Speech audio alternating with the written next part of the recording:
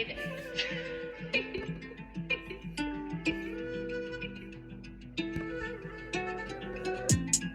Then drives hard at the line at the Core Stadium. There's another pick and go. There at the back.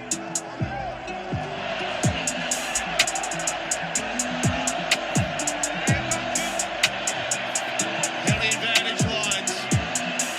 They lose it. Tied it up by Australia inside the final minute. Coming at the side, swinging around. No advantage, swinging.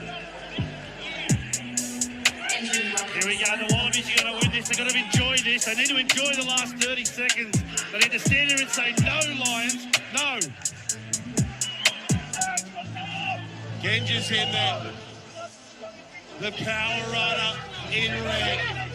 He gets turned up on his back. They would love to put the Lions away here and deny them again here, the Wallabies. They get Pollard has to survive this moment. The Lions know that if they get any chance of the clean sweep. McDermott, they're going to survive. He scored in the first test when it was a mere consolation, if you can call it even that. Tonight, a much more joyous moment. Consolation. Huh? Welcome, everybody, to another episode of the Rugby Scoop podcast. I'm not by myself. I'm with you, Griffin. I'm with Jade Craig, back from a sabbatical. Jade, how are things going? How are you doing? How was the weekend? No, good. You know, I had a few guys saying that every time the Cheetahs lose, I don't appear on the pop golf, but yeah. I'm going to keep tabs on that. So now the Cheetahs have won this past weekend in the Currie Cup, which we'll touch on later on in this conversation. Griffin, how's the weather in England? In the Netherlands, pretty overcast at this point in Amsterdam. Not cold, not hot either, but yeah, gloomy conditions over this side. How are things going on your side?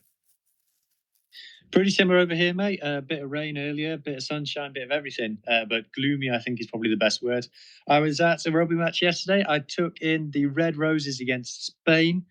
Red Roses, arguably the statistically greatest rugby team that the sport has ever seen. I'll give my verdict on that in a video that will be up on my YouTube channel next week. But yeah, interesting to take in a women's rugby match in person for the first time. Oh, nice. Fantastic. Where was the game played? It was being played at Welford Road, home of Leicester Tigers.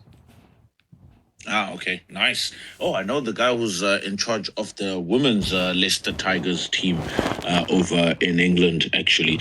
Yeah, guys, basically going to touch on a few headlines, a few news, obviously, making headlines this week. And then we'll tap into our conclusions regarding the British and Irish Lions tour, and then touch on, obviously, the results that have taken place over in the Currie Cup and the NPC. And then we start looking at things like the Rugby Championship, the build-up to the Rugby Championship, which is taking place in less than 2 weeks from now. And a lot of preparations, a lot of injuries coming out this past week. Without further ado, Sharks reportedly refusing to release Matobile Sekani to the Lions for the Currie Cup. Jade, this youngster, we've seen videos of him over this past week. Strong boy, strong lad, all the way from the Eastern Cape. He's made a name for himself in the under-20s now as a champion about a couple of weeks ago. And now he was with the Sharks, but now the Lions want their hands on this youngster. And I understand the move, because my thoughts are, with Siyakolisi there, with all the other loose forwards around him, he might not see a lot of game time at the Sharks. And I think the Lions would be a good place for him to get game time, and also, I mean, to showcase his ability on the field as well. What are your thoughts regarding Batobi Lehlekani as a player as well? What you've seen over the past couple of weeks, and obviously him with the move linked with the move to the Lions. I've been checking this player out for a few years already, and he's actually caught the eye. I mean, he's a strong ball carrier. He's mobile. He's, how can I say, he's in your face. He's got size already at this age. I mean, he's only 19, turning 20, if I'm not mistaken. So, we always speak about the trajectory and what's going to happen next for these players. And I think it's the perfect move for him. I think at the moment, it's the perfect move for him. At the Lions, he'll get more game time. Compared to the Sharks, it's a little bit of a battle to get into the starting team. We've seen, the path that Jorenzo Juris, luckily enough, Ethan Hooker was one that broke through the season. But we've seen a few guys in the Sharks, have to really wait their time, before they can get a game. And so the caliber of games that they are getting, maybe getting a few, I would call it D-class URC games, instead of, being thrown in the firing line from the start. I think with the Lions, they'll groom him, they'll start him off into the squad from the bench because he is in that apprenticeship role that Russ has introduced us here. So he's one of the three, baby box that's in the apprenticeship role that's training with the squad. So the IP that he's going to learn and he's going to get from the likes of Peter Steff, all of those guys in that squad, I think it's be interesting to see how he develops, and if he gets released into the Currie Cup, how he takes that knowledge and that confidence into the Currie Cup, how he performs. And I really, really want to see how he performs with the Lions in the URC next year. I think he'll get about close to 10 games in URC rugby next year for the Lions, and that would be good for his development. Yeah. We haven't seen this in a while. No, 100%. 100%, I agree. Fully agree. Louis Rees-Zammit leaves the NFL. He is returning to rugby. And obviously, everyone knows that he ended up playing for Jacksonville Jaguars. He was also linked to the Chiefs at one point. But what's more interesting for me, Louis Rees-Zammit, you said he walks in to that Welsh rugby national team. Take me through your thoughts. Why do you think Louis Rees-Zammit walks into the Welsh team currently? Look, the guy's still very young. I think he's still yet to turn 24, something around that. He's got the physical attributes that just no one else in our back three does. The pace on the guy is ridiculous. Like if you go back and watch some of his tries, you think, oh well, that ball's going dead because the ball's been kicked through, and you think, oh, that ball's going dead, and then he scores. Like it kind of bends your mind how quick he is. He's unreal, and he's got the ability to play fullback. He's got height. He's got length, as coaches call it, and that's an advantage these days. I think that at the moment we've got Blair Murray playing fullback, who on attack is razzle dazzle, is everything that you want, but he's not great in the air. His defense is yet to be proven. So I think he comes back in. And look, guys, Wales are a bad rugby team. What do you want me to say? So this guy who is very athletically gifted, has proved himself time after time on a rugby pitch, is coming back. I don't see any reason why he wouldn't play for Wales. He'll get a few club games under his belt and he'll be in the Six Nations squad. Don't you worry about it. Okay, which club will he go back to? Well, I had a sneaking suspicion that when he was at Gloucester, and the way that they just let him go to NFL, released him from his contract, I had a sneaking suspicion that would mean that they get first refusal on him when he comes back. Now, he posted a video of his highlights a couple of days ago, maybe yesterday, and it was him playing for Wales and playing for Gloucester. Now, two ways you can read that. He's only played for two teams, so he's posted highlights from those, or the prominence of the highlights in that package suggest that he is coming back to Gloucester. Like I said, I think that they will have first refusal on him. Apparently, Bristol are in for him. But I suspect he'll go back to Gloucester. For Welsh rugby players, you guys don't have any restrictions, right, regarding a player playing in France, like the English? We have the rule that if you have less than 20, if you're playing at a region and you have fewer than 25 caps, you may not leave a region. But it's a stupid and incredibly flawed rule. Like you can't leave a region if you're there. But if you are playing in a club in England, for example, and you get picked from a club in England, you don't have to have 25 caps to be picked in England. You can be uncapped and play in England and be picked for Wales, but you can have 10 caps for Wales, be a region, leave the region, and not be eligible. Jeez. Okay. It's a ridiculous rule that makes no sense, and I think they need to get rid of it immediately. Immediately. Nigel Owens says there's nothing wrong with Jack Morgan's clean out. I think that's one part we probably didn't discuss much of it last week. But yeah, he says the Dan Sheehan try, that one is debatable. And I'm glad that he came out and said it could be a try and it also cannot be a try based on our breakdown last week on the Rugby Scoop. You heard it here first. Obviously, we broke it down last week nicely, and I think common sense prevailed in that sense when it comes to the Dan Sheehan try as well. Glasgow lock, JP Dupree used to play for the Cheetahs at one point, and then moved, I think he moved to the Sharks, if I'm not mistaken, then moved overseas to Glasgow with Franco Smith. He's reportedly signed a deal with NTT, Tacoma Red Hurricanes. That's the Japanese League One team. Nick White retires from rugby. Jade, Nick White last night, peak shithousery from Nick White. And he does what he does best, getting under players' skin. And he did that against the Lions. But just Nick White in general, his career as a number 9, I mean, Australia, post George Gregan, they've probably been struggling a bit to get a 9 that's of the same. Well, yeah, I was going to get to Guinea. But, I mean, it was short-lived. I would have loved for Guinea to get 100 caps for Australia as well. But, I mean, it was George Gregan, then Guinea, and then now Nick White. And I think maybe McDermott could potentially be the next great for Australians at this point. But just Nick White, Jade, his career, what are your thoughts regarding him as a player? We know he got a nice little clap from Faf de Klerk that brought him down to his knees. I think about a couple of years ago in the TRC. But yeah, your thoughts on Nick White and what he's done for Rugby Australia and the Brumbies before he moved on to the Force.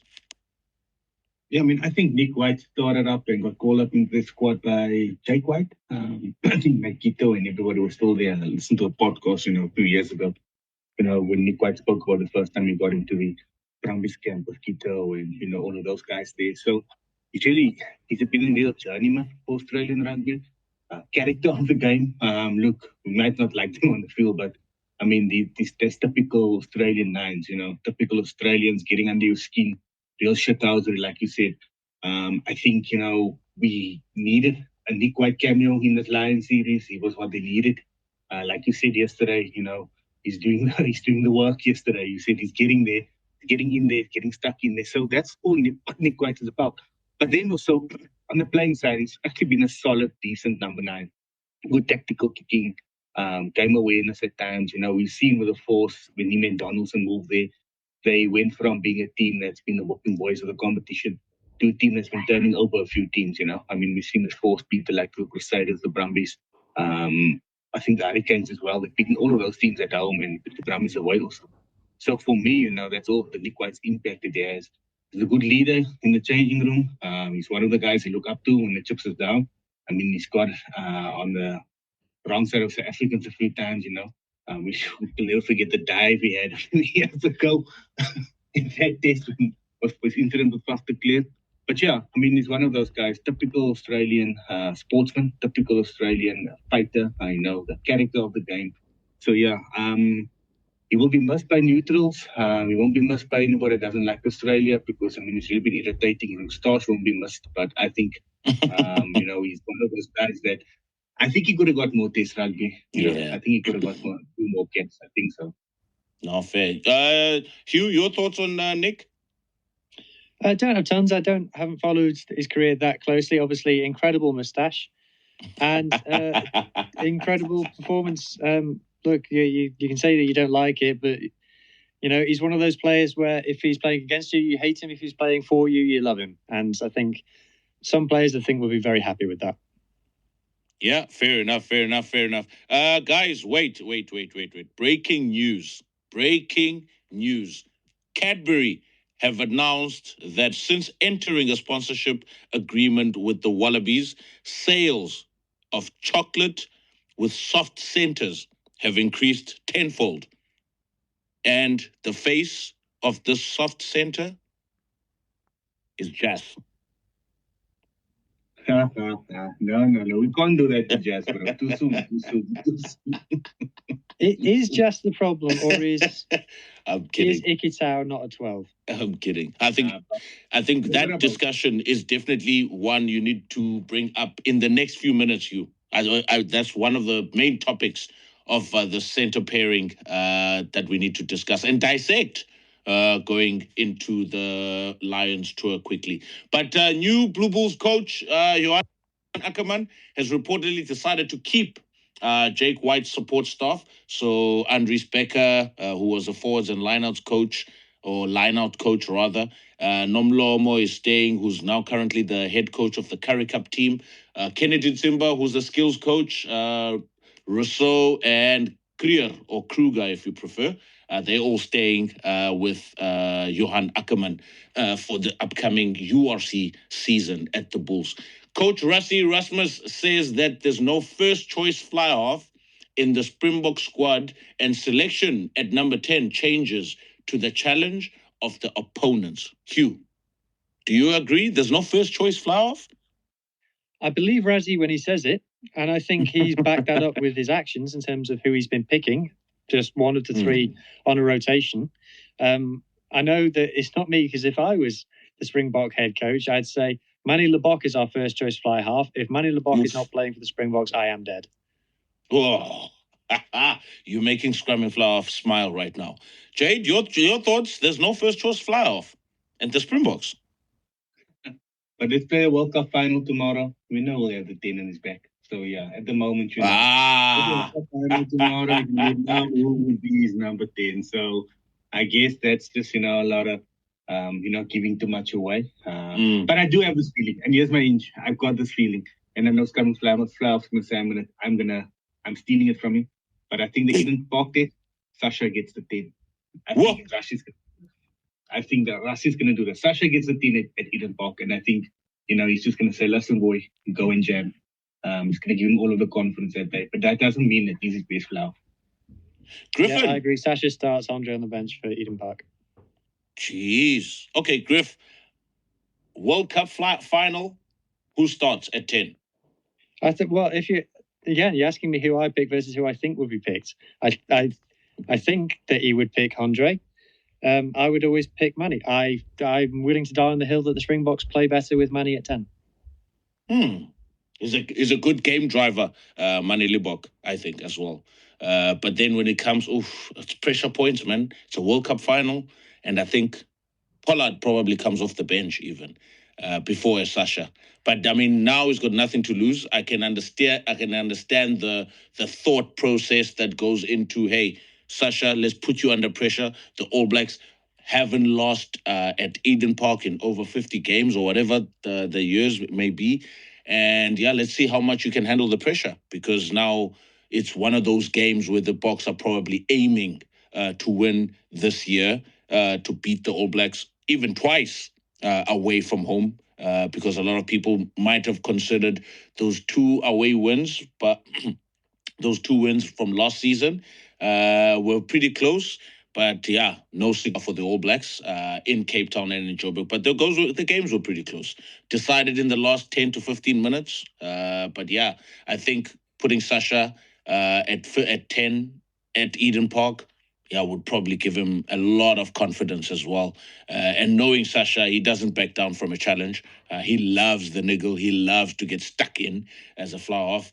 And also he's a fly-off that also really backs himself, right, on the skill side of things. But yeah, I think Manny Lebok or Sasha get the nod for Eden Park, and then Pollard probably plays against Australia at home. The question is, with Sasha at 10, who plays 15? Because are you happy for Sasha to be out there driving the bus on his own? Or do you want Willemse or Willie out there to help him? Or are you happy to go, nah, Fassie's fine, Sasha can drive it? I think they'll go Willemse at 15. I don't know. I think they'll go Willemse. I don't know. Jade, what are your thoughts on this? Actually, 15 would be a very good... it's a very contested position currently, but I think they'll go... If they go Sasha at 10, Willemse comes to 15, then you get your razzle-dazzle. When Sasha is on the ground, Willemse can come in at 10, but also with Willie, but I don't think Willie now is at his peak, if I may call it. I think, the other guys have leapfrogged him, Willemse and Fassi. I think it's a two-horse race between Fassi and Willemse, but I think we're not looking also, we're undermining Damien de Allender's his maturity since Tony Brown has gotten there. He's much more of a ball player at the moment. He's got a kicking game as well, a short kicking game as well. So I think, he's really one that can take the pressure off of Sasha and call the ball, to get the ball over the advantage line, or put a few grabber kicks in through the back. Even a guy like Jason Colby can also step into first receiver at times, we've seen that with Tony Brown. So I think there's a whole lot of them now that's mature, and also, the skills is up since Tony Brown has been there, that we don't just need to look at, Willemse being in there as a second player like Michael or Fassi. There's a few other guys in there that skills is up. They're not just a battering ram anymore. So, but for me, I would really look at Sasha Willemse just keeping it access, but it doesn't matter because, like I said, Damien de Allen has really been, I think, since the last World Cup, he's been the Boxers' most improved player since Tony Brown's got there. Interesting. Springbok women blew New Zealand off the park with a 41-24 victory. Listen to that again. Springbok women blew New Zealand off the park with a 41-24 victory in the fixture for the Bok ladies to prepare for the World Cup that's happening in a couple of weeks' time from now. Very good result there after copping a loss last week against the same opposition. But it is New Zealand's second team for the women's side that's traveling to South Africa under Carlos Spencer, the king of all fly-offs, King Spencer. Cam Roygaard has joined the All Blacks casualty list, making him the 10th player to be injured this season and to be ruled out for the first couple of weeks of Rugby Championship. Jade, too much is happening at those training camps. What's happening, man? Too many players injured. There's a long list. 10 players. That's long. That's a lot for an international team. And I'm going to make the toss, soft, what you call it, fractures Soft has bones. been there. Soft bone fractures has been there, That's a hairline fractures. I mean, we spoke about Bodie Barrett as well, I think Scott Barrett also has a fracture of note, Lomax. Then we have looking at CR9 now as well. So what are they doing? Are they fighting? Yeah, I know. I think it's Copper Stump. The fight station is just too intense, I think they must slow down. But listen, like I said, with an opportunity like this, give somebody an opportunity. It gives the likes of, Finn Christie or maybe a fucking Christie! Hey, man. Who's there? Who's going to be there? I would rather have... Funaki, or even if you want to go left field, even a pleasure that was an under-20 setup as well, I would rather have the under-20 boy come through the system. So, I'm sorry. Yeah, give somebody an opportunity to stand up, and to get in. We know that Rattima will be the 9, The one unfortunate one for me has been, I think it's Noah Alfam, because he's out of the whole rugby championship. And he's been the one, really competing with Rattima for the second choice in the spot, So he's really one unfortunate. But other than that, it's going to give them an opportunity now really to put their hand up. And we've seen it before, guys need that opportunity because once you have a position where, there's an undoubted number 1, like Cameron Roygaard is the undoubtedly undefeated or what you call it, number 9. So for me, sometimes you might just get the best, the other 9 just take him off a bit. But for me, I think, it's now an opportunity for somebody really to challenge and put their hand up to get into that squad. If it is Fakatawa, if it is Funaki, Preston, there's been quite a few of it. We said a few during Super Rugby. There's been a huge quality in depth in 9. I mean, all of the 9s have been similar and playing good. So let's see how they go on against Argentina. Okay, Griff, before we jump into the British and Irish Lions tour, do you think since New Zealand Rugby has decided not to rest a lot of players during Super Rugby is now causing problems with these small injuries creeping into their players currently, or do you think it's just like Razor is probably just having them in a small box and just freaking battling it out and fighting for spots, and the trainings are just rigorous and very intense at this point? It's difficult to say with Super Rugby because they play 14 games, don't they, or 14 regular rounds, which makes it the shortest competition. But it's all like back to back to back. It's a sprint. Super Rugby is a sprint, whereas all the other leagues are a marathon. So that's probably got something to do with it. I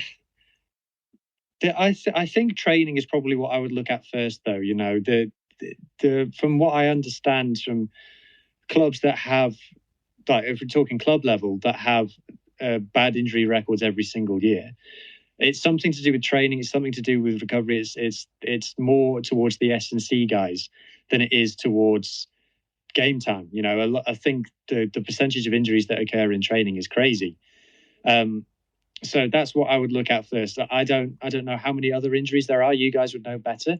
But if we start to see a trend of players getting injured in training, then absolutely you got to look at maybe not Razor specifically, although he's ultimately responsible, but the S&C guys and what they're doing there. Are they just playing 15 on 15, a full 80 every week? You know, what kind of surface are they playing on?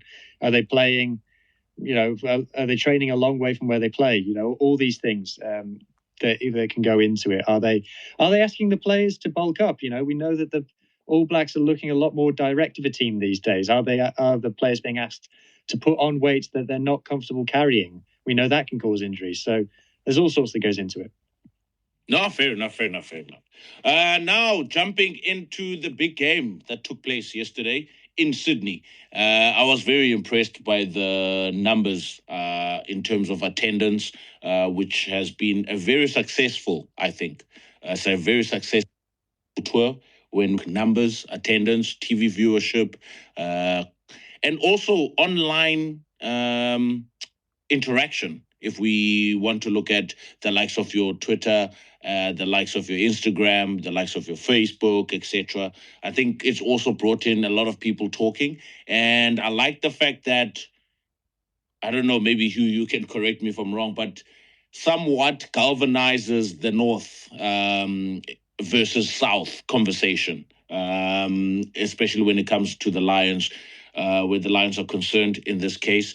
But yeah, talking about the game from yesterday, treacherous conditions. It felt like the end of days, as Jock put it in one of his interviews. Lightning stoppages.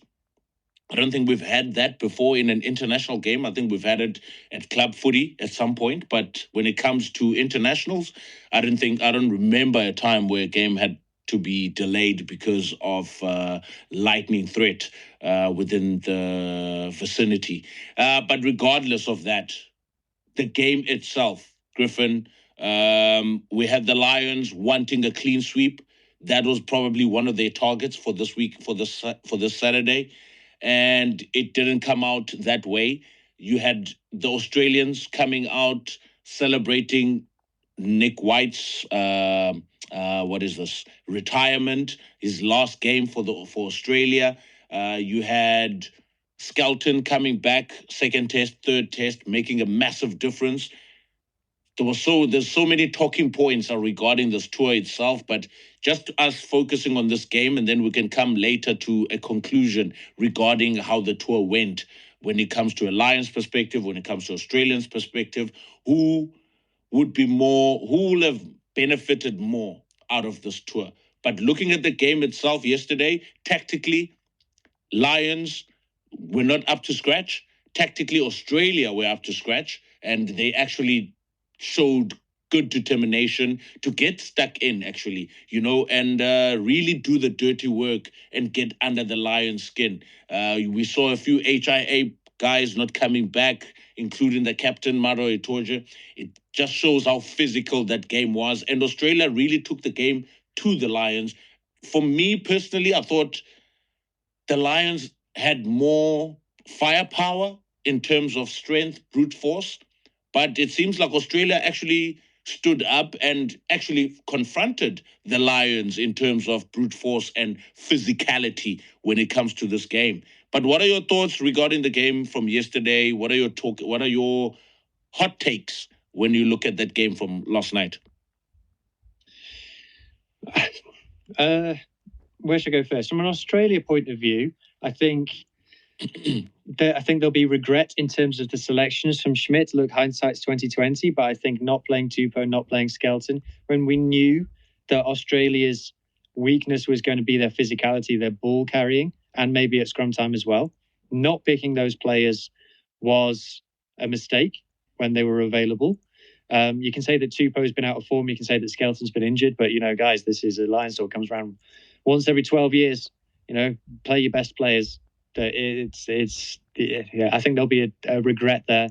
I think Schmidt's really, for a coach who we think of as always having a plan and always having something up his sleeve, Schmidt's really not being able to figure out what his pack looked like until the third test is a surprise and a disappointment for me. I think he was pretty settled on his backline, how he wanted his backline to look.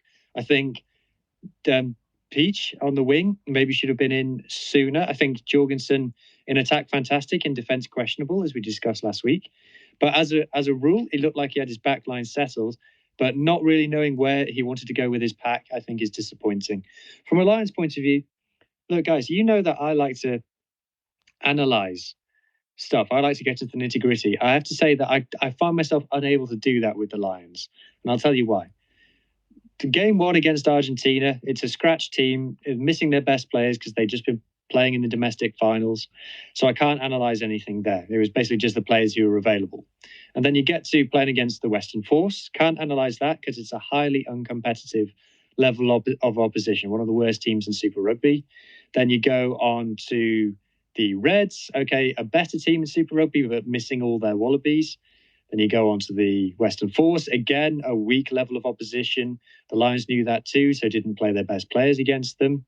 Then you got the Brumbies, a strong level of opposition, but the Lions aren't showing all their best moves because they're holding things back for the tests.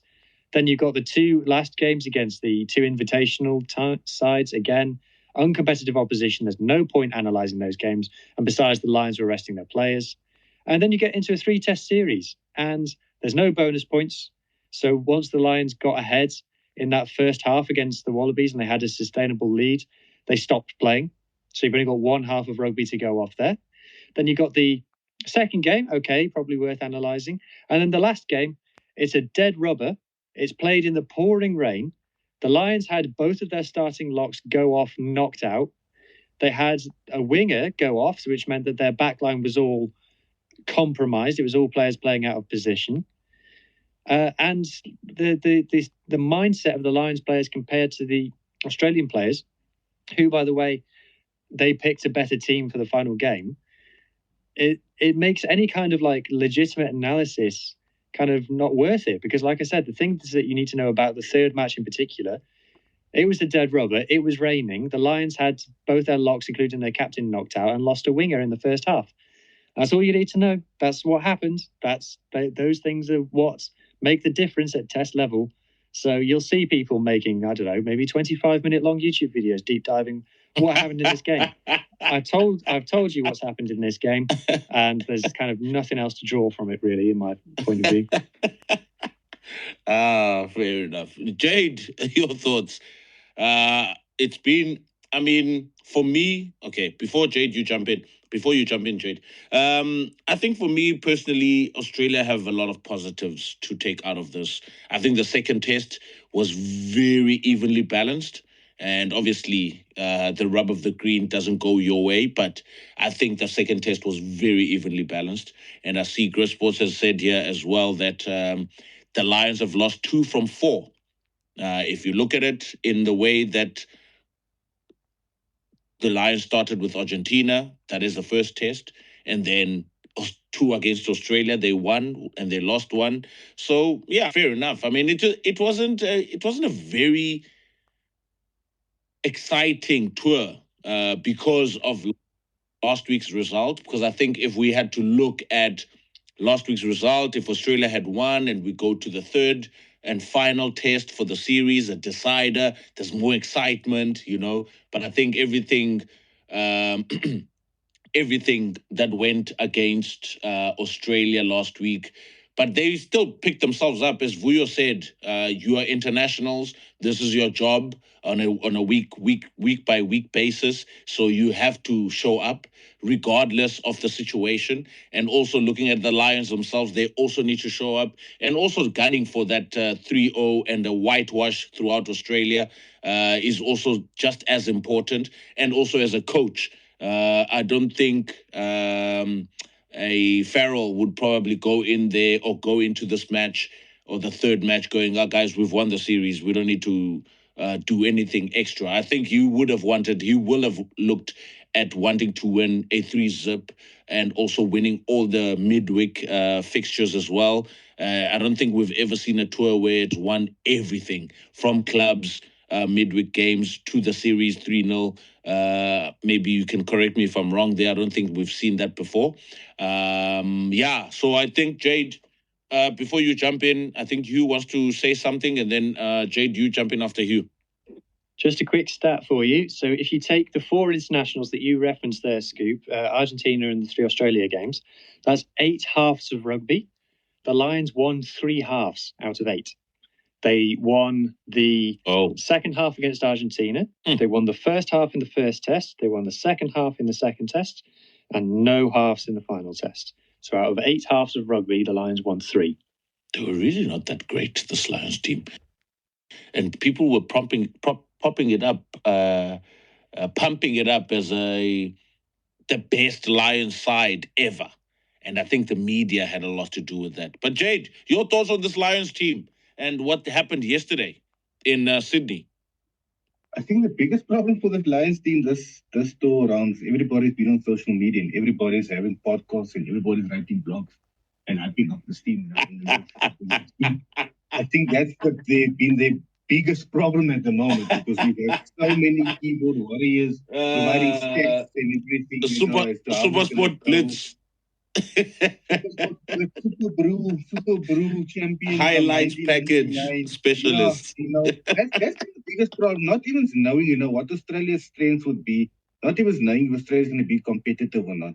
And if you look at it and if you dig down and you dig deep, and you look at how everything went, the Lions, like you said, there's only won 3 halves in the 4, let's say, inverted comma tests, because you always put the Argentina test in inverted commas. But if you look at it also, they'll come away with a minus points deficit, That's what will happen. I mean, in the 3 tests against the Wallabies, they've only won 2 halves. And against the Wallabies, I mean, everybody's been slagging off how many people and how many pundits have said now it's going to be a walkover 3-0. And yeah, in fairness, you can say the last test, yes, they might have partied until Tuesday, and they might have been, after winning a 2-0 or so, and might have been a few hangovers or so. But then you look at your professionalism and stuff. I mean, you look at all the whitewash series that happened before. I mean, you go back to 2005 when New Zealand whitewashed in 3-0. You still got to be professional, You still got to be professional in preparation and your team selection and everything.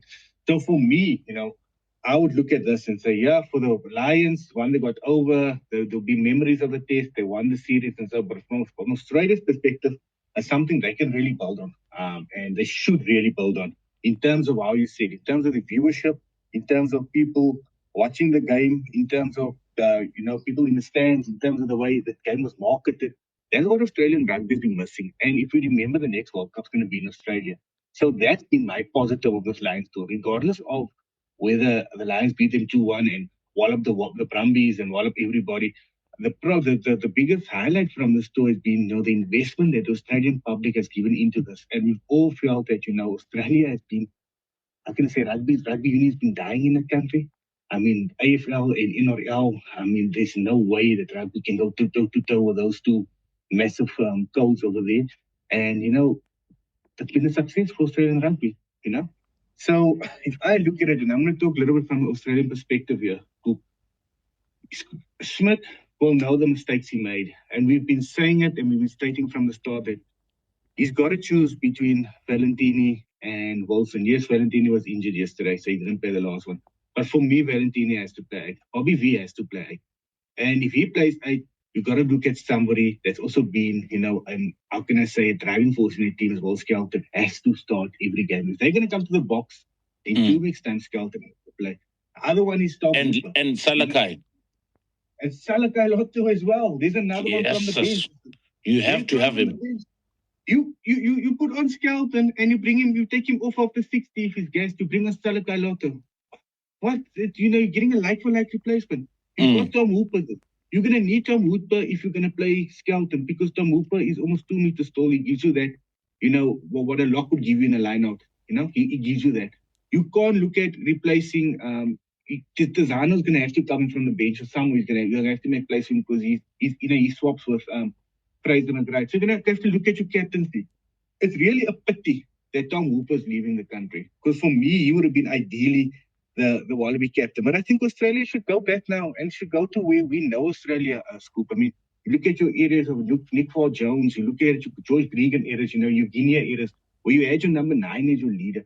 Maybe looking at, alternating between Gordon and McDermott. It doesn't sound that attractive, but getting one of them to be your captain, that's going to play the whole game or so. Because for me, Wilson, a good leader, but he's not Bobby V, He's not Bobby V at the end of the day. So really, I think Australia, in terms of the scrummaging, in terms of their forward play yesterday, in terms of their tactical awareness, I really thought that when it was wet weather and stuff like that, Australia would struggle, to adjust to it, because they're not used to, all of this kicking. And yes, Australia are a very, very good team under the eyeball because of the,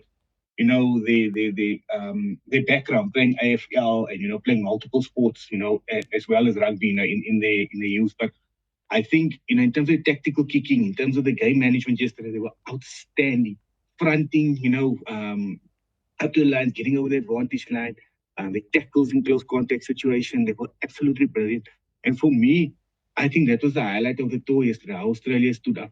And the first half in the second test, and then I also say yesterday, test match yesterday, really gives Australia positives for something, Scoop, that they can build on to 2027. But it doesn't help now that a guy like Tom Hooper won't be a part of the squad next year because he goes away and he's leaving Australia. So now they've got to get another 7 coming in, They also got to look after Skelton. Skelton's going to have to be there until 2027. So there's going to be certain games he's not going to play.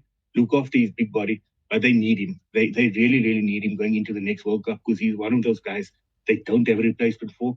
And then again, Tananala Tuko yesterday also put up his hand again. Oh, yes, 100%.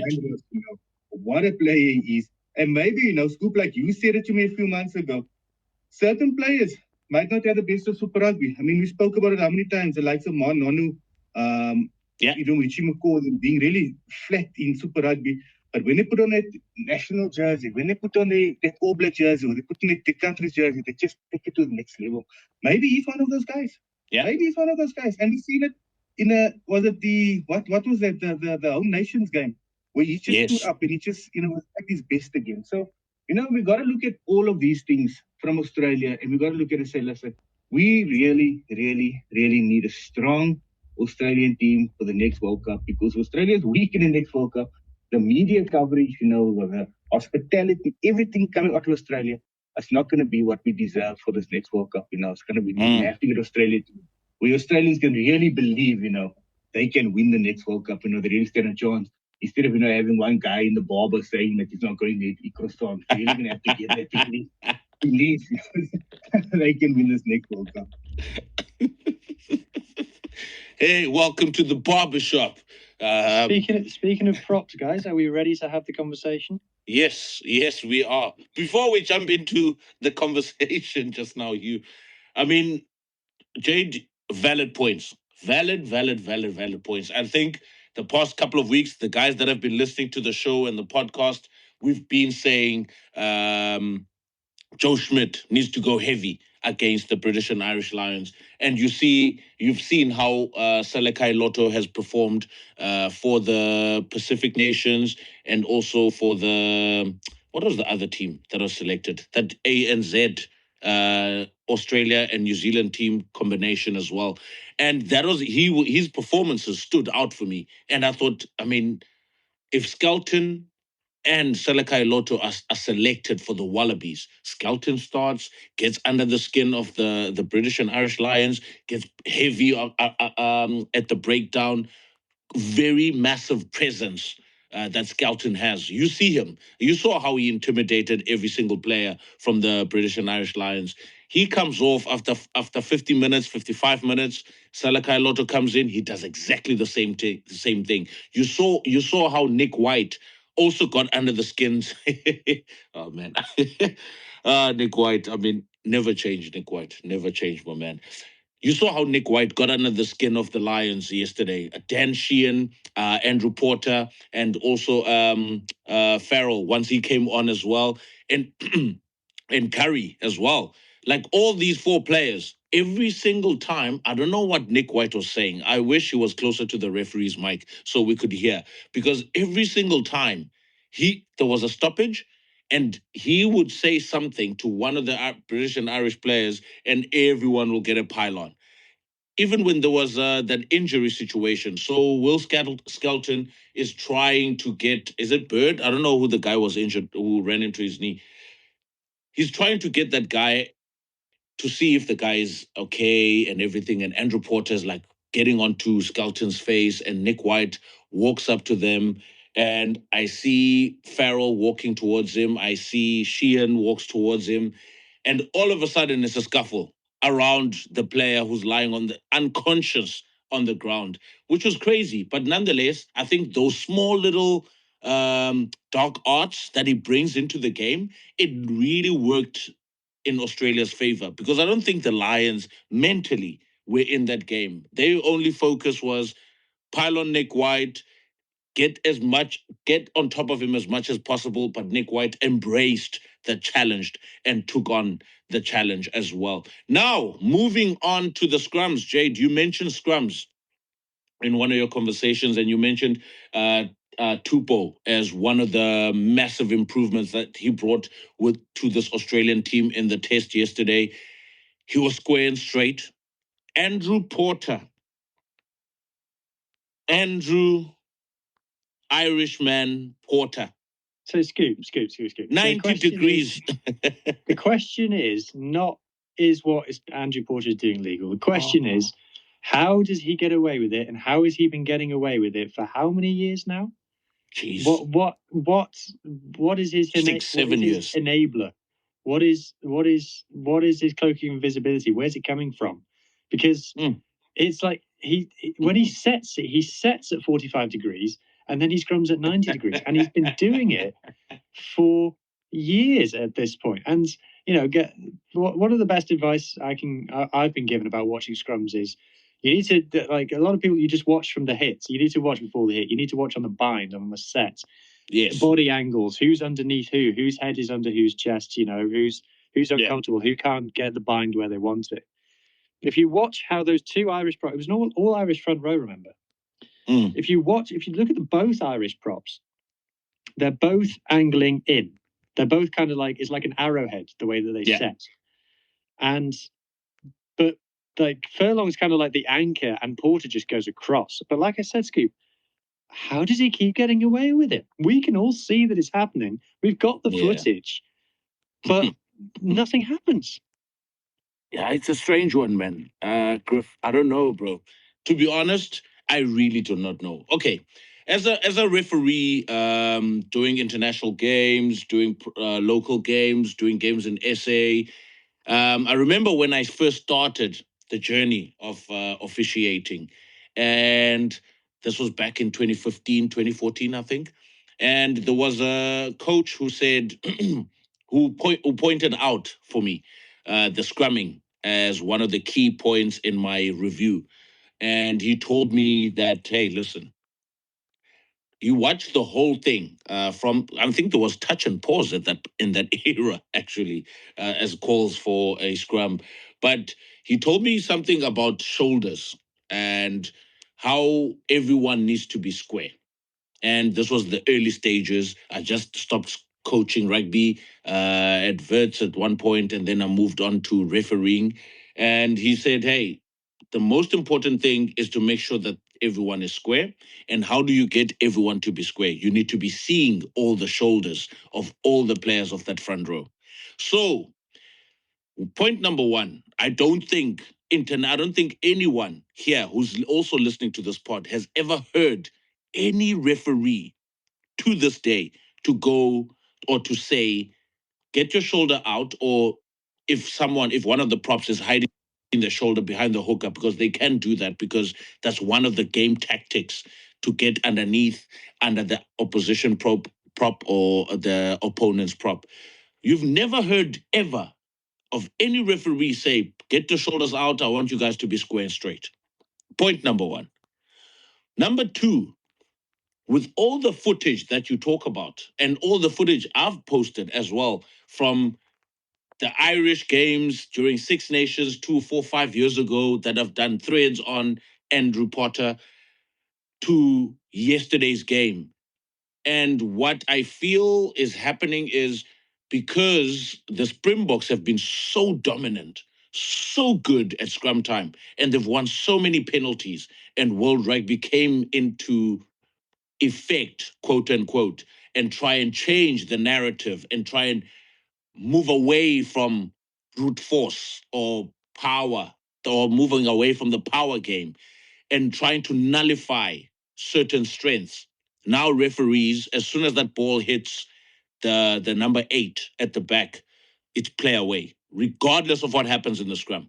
But Porter is getting away with murder, because from him, as you call crouch, if you look at his shoulder from that aerial view, as you call crouch, he's already at 45 degrees, as you said, Hugh. I think at one point he was at 90 degrees, man. Literally, his spine was parallel to the try line, basically. And that's how bad it is. So when I go to talk to teams, I talk about spine in line with the touch line. So if every single scrum, if you have assistant referees, and they all had proper assistant referees yesterday, so they're all international level, they should be making those calls. But nobody wants to penalize scrums. It doesn't make sense at this point. And I was telling another coach the other day, I'm not going to mention his name, I said, hey, if you have a strong scrum, why do you want to push the ball all the way to the number 8? Keep the ball by the locks if your scrum is so strong, because then that's the only opportunity you can earn a penalty. It's the only time, because the referees sees the ball by the eighth man's legs, and they go, okay, cool, now you can play. You won't earn a penalty whether your scrum is strong or not. So now, why must you push the ball all the way to your number 8? Keep the ball by the locks, or just behind the front row feet. And by then, if an Andrew Porter is angling, it needs to be called out. It needs to be seen. And I think the referees don't even look at binding anymore. It almost feels like everyone is guessing at this point. And there was one scrum where Porter was angling in, and the British and Irish Lions won a penalty, and I'm like, you must be joking. You absolutely must be joking. And I'm sorry, guys, but at the end of the day, we've had so many referee and officiating issues regarding this tour, and the fact that referees are supposed to analyze games, they're supposed to analyze players as well. You don't have to go in there with the preconceived notion or idea, but at the end of the day, if something is happening from what you've analyzed during the week and you are seeing it in front of you, you're supposed to pin it. There's no two ways about it. You're supposed to pin it. But nonetheless, Jade, jump in there with the scrums. Talk to us. I think you hit everything the nail on the head, yeah. All that I can add in this and just state that, Porter was lucky that in the series, every time he came on, he had Alan Alatua, who was basically just going off. Hardly had the opportunity to scrum against him, who has experience. It was Zainongo who was scrumming off against, And the other thing is, Tana Latupo and Alan Alatua are experienced tight heads. So what they're going to do is they're going to stay square. So as soon as you're staying square, you see that Porter comes in. Porter for me, against New Zealand in the quarterfinals in the World Cup, he got pinned by Wayne Barnes, and Lomax, tore him up. And that's where I stated Porter's overrated. He's a good ball carrier, but a terrible scrummager. And he hasn't gotten better. And the excuse that from Ireland is that, but you must remember that Porter was always a tight head, was shifted and moved into loose head. Now, for me, I speak to a lot of props. It's always easier for a tight head to go to loose head than the other way around. Because for me, they say that you're tight head, you're born a tight head, So if you're loose head, if you're tight head, you can adjust to being a loose head. That's what, many props state, and that's their lingo, the big boys use.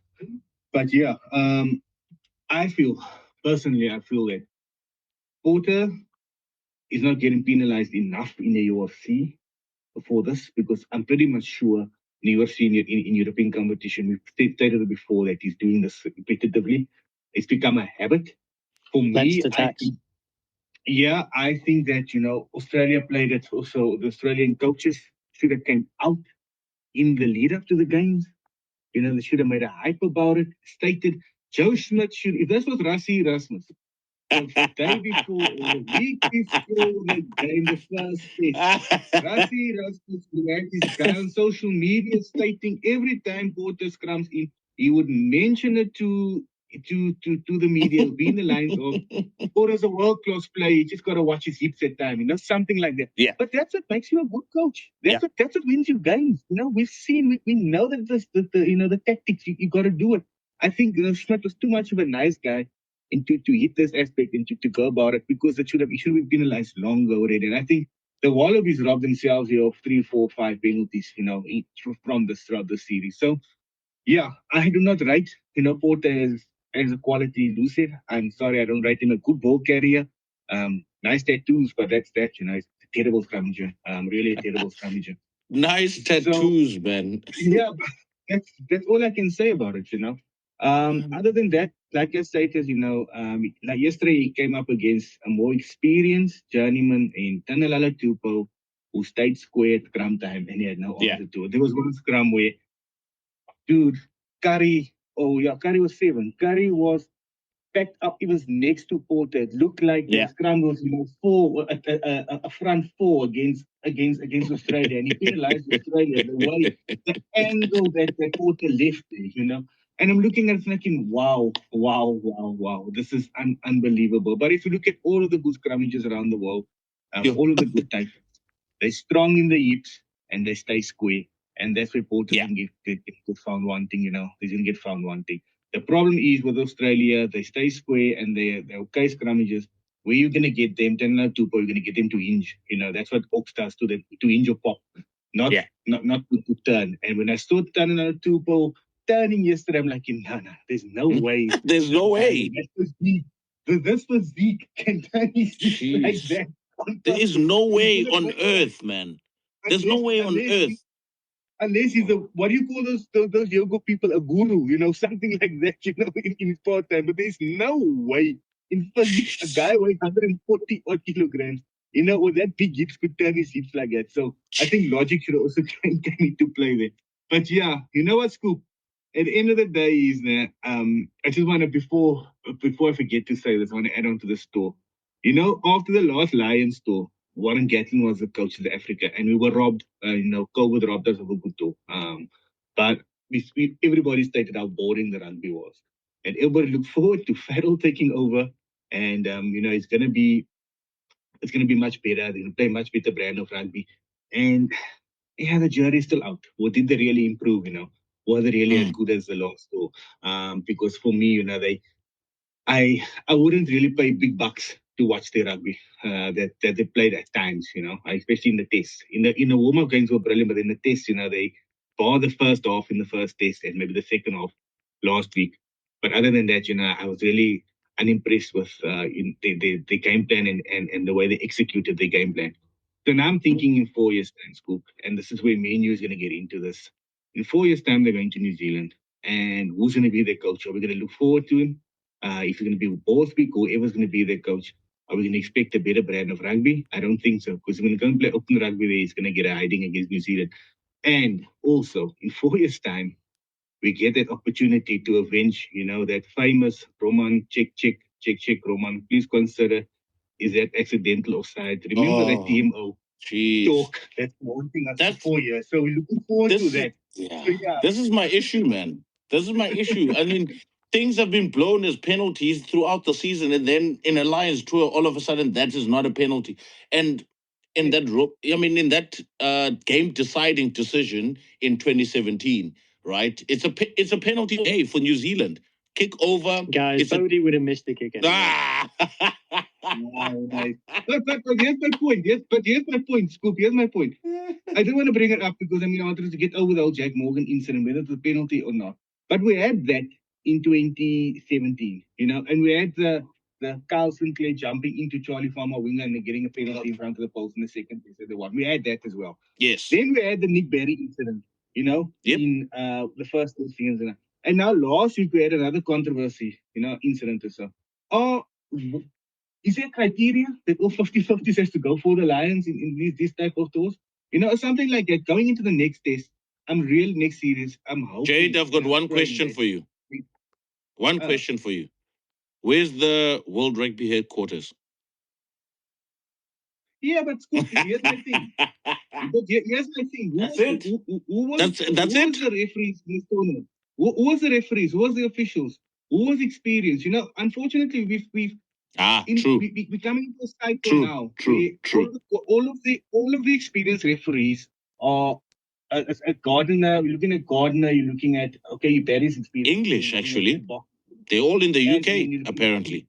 In the UK, I'm not speaking of in the UK. So where is your experience? You in the cycle we had Jacob Piper, who would have gotten a test. He retired. Yeah, we had. He would have. What's the guy's name of France? Is it Garcia? Was it Jerome? Was it Jerome Garcia? No, there's another one I'm missing. Oh yeah, I know you're talking about Mateo something. I forgot his name. Yeah, Yes. but there's a French referee that retired also now. Yes. We had the likes of Pot and everyone that retired. So I feel that going to the next test series in New Zealand, referees and officials will be more experienced, going into, and it's going to help it more. I hope so. I hope all I hope the likes of Nika and Touch all and of them go, are more bro. experienced. Touch and go. I hope so. But yeah, that for me, the inexperience of the officials at the store was a little bit of a problem for me. Okay, before we jump into Currie Cup results and NPC results, Hugh, out of the 4 rugby championship teams, which team do you think had a better preparation? We had England touring to Argentina, but Argentina losing a series at home from pretty much quote unquote B English team. We had the British and Irish Lions touring to Australia, and I think Australia had more positives than negatives for this tour. We had France sending a B/C team to New Zealand, and we're not sure how far that preparation was for a New Zealand perspective. And then we had Italy, Georgia coming to South Africa. But going into Rugby Championship in probably 10, 12 days from now, who do you think had better preparation coming into the Rugby Championship? You'd have to say the Australians. I think that they'll have got the most out of their summer, or winter for those guys. I think the All Blacks are still kind of looking shaky. I think they're still faking it until they make it. I think that the Springboks have built depth, and I think that Razzie's got his number 3 guy nailed down in every position now, but they haven't been tested, even close. I think Argentina will be disappointed with their July test series. I think going down at home to England, even though they were heavily rotated as well, there was a lot of Super Rugby Americas, a lot of local talent in those teams. I think that Contoponi will feel better about his depth. I don't think he'll regret making the decisions that he's made, but I think he will be disappointed with the performances. And that's all 4 of them, isn't it? So I think Australia will be going into it the most battle hardened, but they had the most grounds to make up as well. So it's difficult despite them having the best July, I'm not sure how much progress there is there for them to make, because they're still second favourites to the Boks and the All Blacks for sure. Oh, fair. And they have to travel to South Africa. Highveld for Joe Schmidt. Jade, your thoughts on the question? Well, definitely Australia. I think Australia will be better prepared to play South Africa than they've been in quite some time, in quite a while. I think in terms of, those guys that hasn't been a part of the test squad has also been playing rugby. They haven't had this 8 to 9 week layoff or so. They've been in camp and prepping for certain teams. I mean, we've seen the second base team basically playing, for the Anzac guys, or even playing for that Four Nations team as well. So they've been in camp and they've been prepping. So for me, I think Australia definitely, about whether they can improve. The jury's still out, but I mean, they've made more strides than any other nation in this window. I think there's a more positive feeling around the camp, like I said. So yeah, I think Australia for me, but if they're going to win one game in South Africa, I really don't know. I hope they just bring up more of a fight in South Africa. But yeah, Australia for me. Yeah, yeah. I also truly believe Australia were probably the biggest winners in terms of preparation going into the rugby championship.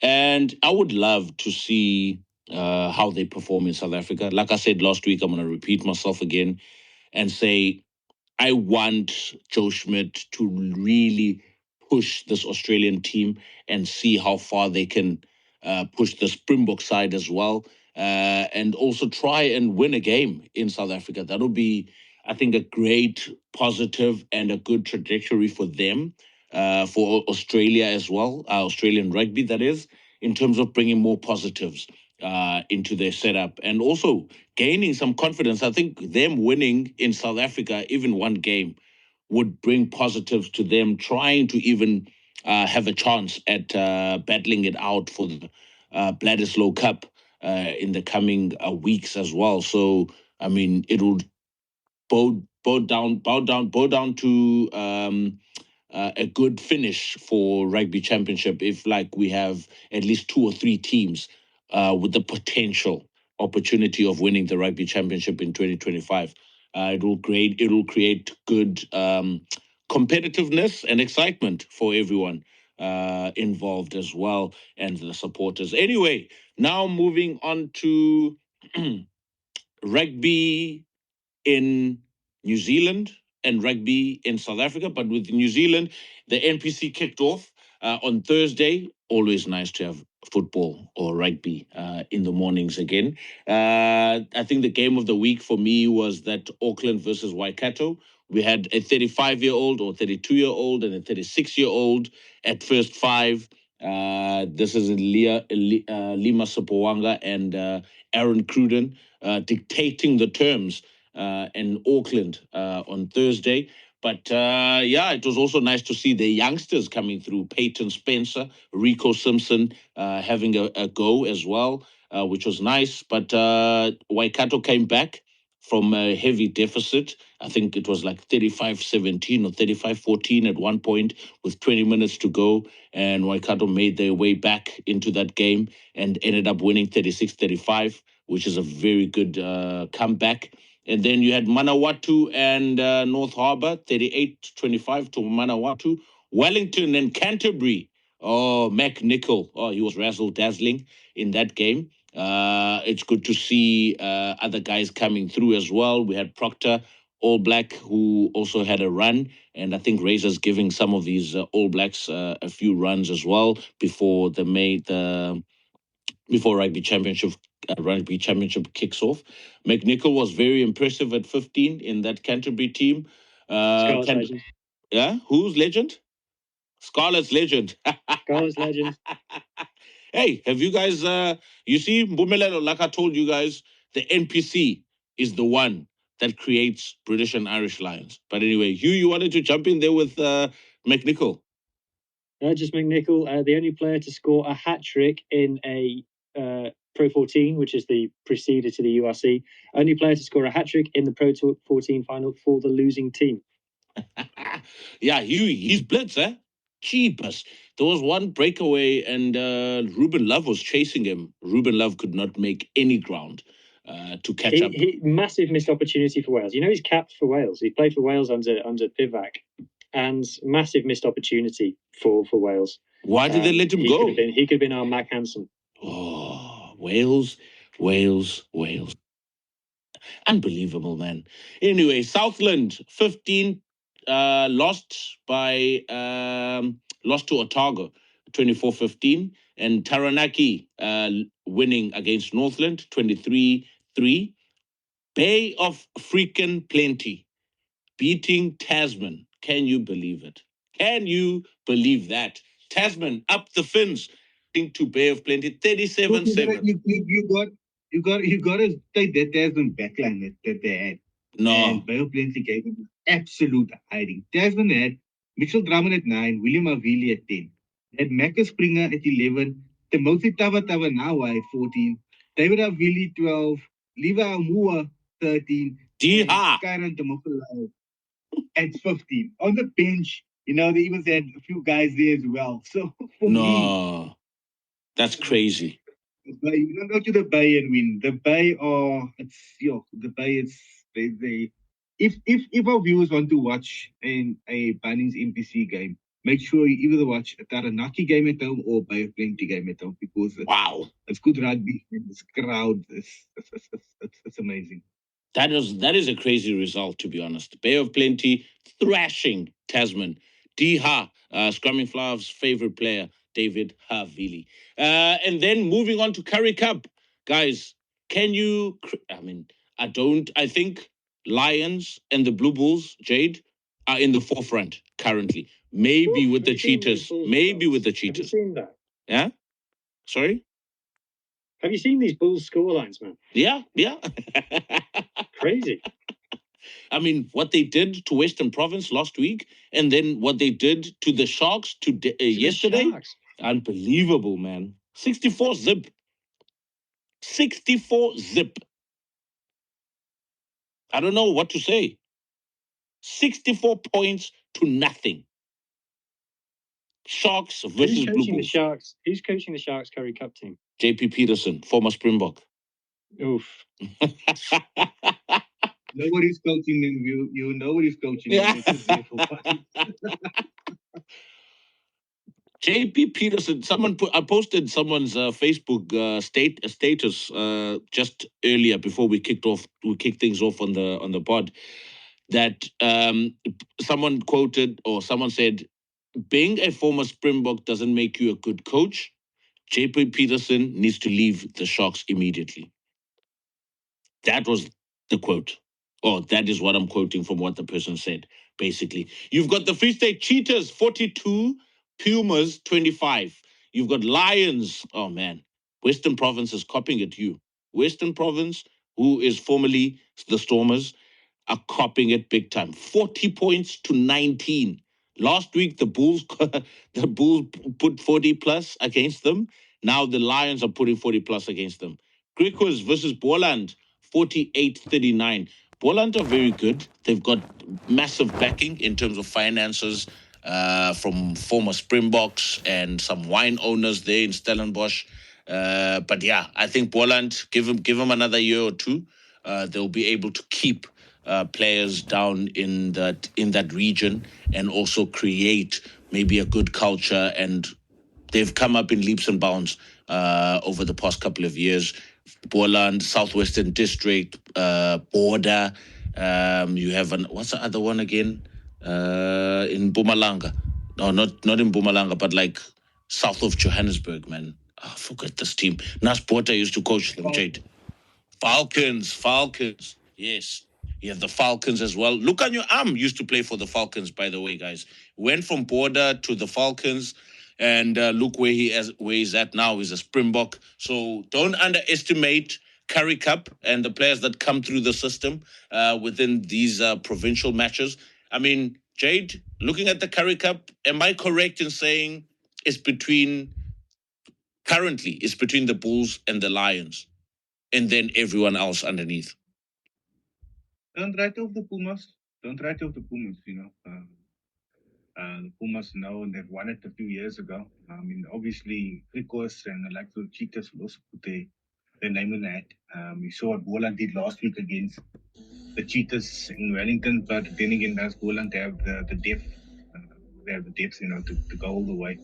I think if you're looking at the Pumas and Griquas, they've got the same coaching staff, or more or less the same coaches. I know Jimmy's gone at the Pumas, but similar coaching staff there, that's been through this whole campaign, and now how grueling this competition gets, especially once, there's the bigger teams start to throw in a few more, senior players or so in their teams.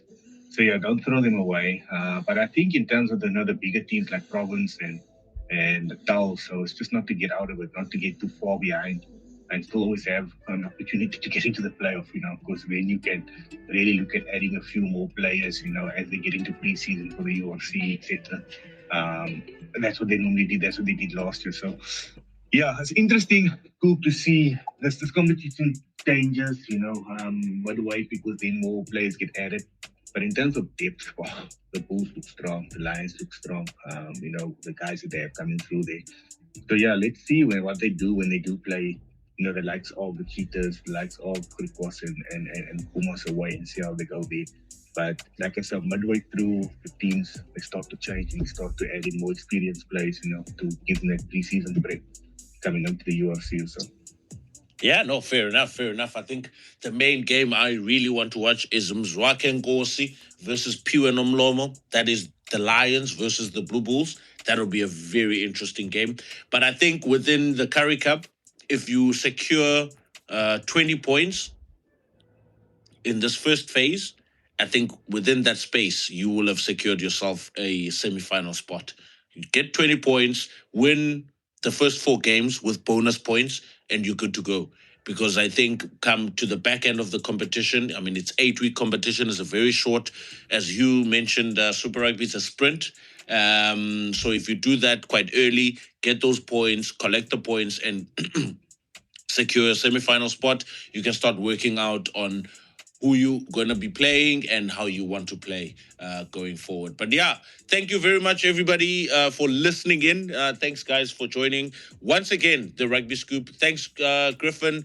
Thanks, Jade. It's been a lovely chat as well. Guys, don't forget, Hugh told you about his upcoming post that will be on his timeline and also on HG Rugby on YouTube as well. But yeah, thanks, guys. It's been a wonderful Sunday. Great rugby chat, great rugby conversations.